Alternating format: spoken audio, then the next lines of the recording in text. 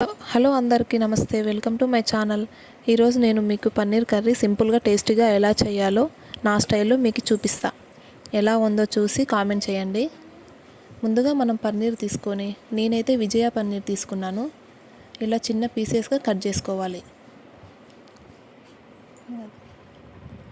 తర్వాత ఒక ప్యాన్లో ఆయిల్ తీసుకొని ఇలా డీప్ ఫ్రై చేసుకోవాలి. ఇలా బ్రౌన్ కలర్ వచ్చే వరకు ఫ్రై చేసుకోవాలి.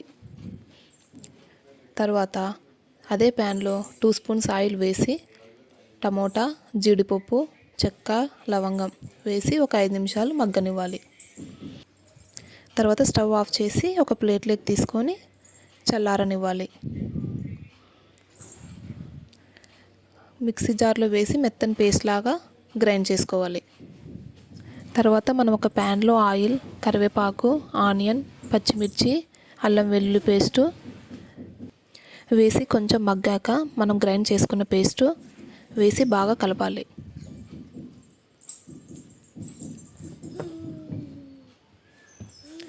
అందులోకి ఉప్పు, పసుపు, తగినంత కారం వేసి పచ్చివాసన పోయేంత వరకు మగ్గనివ్వాలి.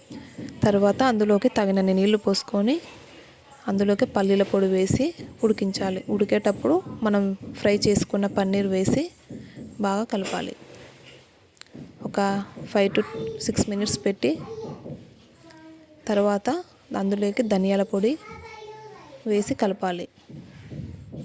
బాగా చిక్కబడేంత వరకు ఉడకనివ్వాలి. లాస్ట్లో కొత్తిమీర వేసి స్టవ్ ఆఫ్ చేసుకుంటే సరిపోతుంది. Thank you friends. Thank you for watching my video. ఎలా ఉందో మీరు ట్రై చేసి నాకు కామెంట్ చేయండి. Thank you.